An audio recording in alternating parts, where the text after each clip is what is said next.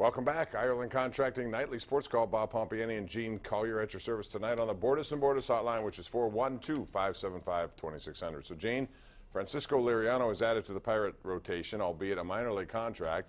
He hasn't been very good of late, but if you look at his numbers, specifically against left-hand hitters, they're still pretty good. So he could be of some service, I suppose. But the question is, does he even have a spot available to him on this rotation or bullpen? Yeah, I mean, I think it's good news that there's no fit for Francisco Liriano on this Pirate pitching staff right now. I mean, I think that reflects well on the staff, but I think it also reflects poorly on the franchise that now, you know, their former ace, the last guy to get a big contract as a pitcher, is now pitching poorly enough that they can again afford him. It's not really a good look.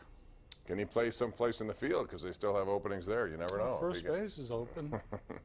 All right, we have this tweet from Guillermo Huffman at KD Pomp at Gene Collier. He says, Schultz is coming back for the Penguins. Who's the odd man out?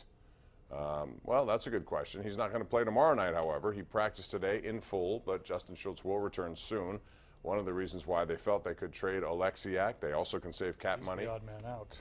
He was the odd man out, right. But they can also, I mean, with him around, they had 9 healthy defensemen. So yeah. It's never a bad thing to have extra guys, and I think, you know, if he's going to make another trade, he'll use one of those guys in that trade. Let's go out to line 2. That's John in White Oak. Hey, John, how are you tonight? Good, Bob. Thanks for taking my call. Sure. My question today is, yesterday I watched a tournament with Ricky Fowler, and that ball went into the water. Yeah. I was wondering if he was standing on the green, and he went back to check the ball out, and all of a sudden a gust of wind come up and blew the ball in the hole. What's the ruling on that? The ruling is it's a penalty, even though he did not touch the ball at all. And thanks for calling. For those of you who did not see this, he was up by 5 shots on the 11th hole. Third shot he hit, a little chip shot. It got too aggressive, went beyond the hole a little bit, kept trickling, and it went into a lake. Well, then he takes a penalty shot. He marks his ball. He resets a ball, goes up to the green to see what he has left, Gene. And the ball, when he's on the green looking back, starts drizzling backwards and goes back into the pond, which is another penalty on him, even though he never touched the ball, which I think is stupid. But anyway, he took a triple bogey, and he allowed, who was it? I forget who was in second place. Brendan Grace. Yeah, and he had an opportunity to take the lead, but then Fowler birdied 2 of the last. Intrigue you. But do you think I just wish I could contribute on the rules of golf as you can. Because I've been victimized by them so many times. Yeah, and I have not. All right, let's go to line 4. That's Seth in Carrick. Hey, Seth, how you doing? Hey, Bob, Gene, love the show. Thanks. My question is, I know Jim Rusford, you spoke with him today, and he's all about winning. He wants to win every year. I know he made the 2 moves last week, which I thought were good. Gave him a little bit of spark for the first game against, I believe, Florida. On Friday night. Yeah, and then it seems like they played the other night and just didn't look fresh. And do you think he needs to make more moves to keep things rolling? I think that was a back-to-backer, and I think it was difficult for those guys, the new ones who came here, to jump right in. Go to in the morning they were skating with the Florida Panthers. They go to have lunch and they find out they have to go to Pittsburgh. They didn't bring many things with them. No, and they're on the ice. Remember that the next time training camp starts. Do we have enough time to get ready? Do we learn the system?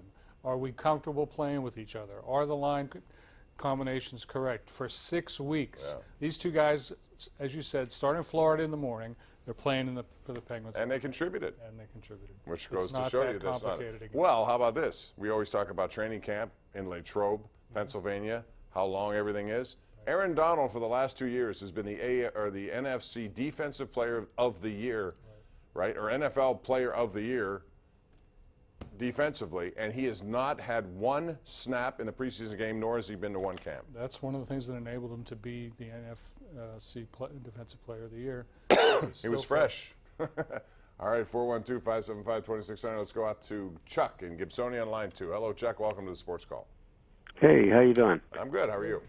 Good. Hey, I was wondering what both you guys' opinion was on that there should be more officials on the field than 5, 6 officials trying to watch 22 guys throw each other around the field. Gene, do you think there is an understaffed situation when it comes to officials?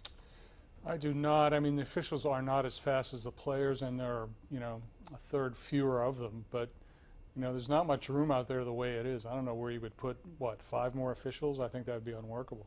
That's what replay is supposed to take care of, too. But we've had so many conversations about replay. It's unbelievable. Let's go to Greenfield, our next destination. Tom. Hello, Tom. Bob, how you doing? What's up, man? Hey, Bob, I just wanted to get your opinion on something. I read Ron Cook's column today about the comparison between the dynasties, Steelers. I'm a diehard Steeler fan, and I think the team from the 70s were the greatest team. The Steelers, all time, I think they had the greatest team. But as far as the dynasties go, Bob, I just wanted to get your opinion about which one do you think was more difficult to accomplish? I mean, as far as the free agency what the Patriots have, or just a team that the Steelers kept? I think both are, but I prefer Steelers 4 and 6 years. And people will say, well, there was no free agency, which there wasn't, so you were pretty much chained to that team. But Joe Starkey made a good point today, Gene, on the radio, where he said, well, so were the other teams. And there were some pretty good teams, and you had to beat them every single time you played them.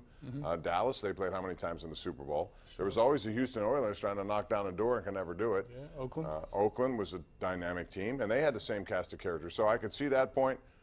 I look at this, what New England has done with, now, the two principals in place, Belichick and Brady.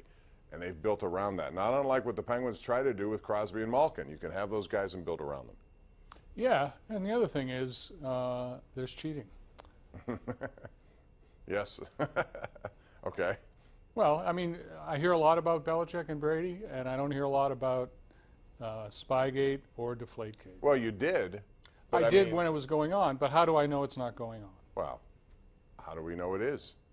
We don't. We don't know. But it's something to consider when you consider How about that other dynasty. teams doing it that we don't know about it, It's too? possible, but this is something that is known. It is. And it should be considered when you evaluate. That's all I'm saying. And I don't disagree with that. But I also think you have to respect what they've been able to do, don't you? I don't respect cheaters, Bob. I don't. You don't. No. So Julian Edelman shouldn't have been the MVP then. Why? Because he was a PED guy. 4-game suspension at the beginning of the year. Okay. He's a cheater. All right. Right? Yep.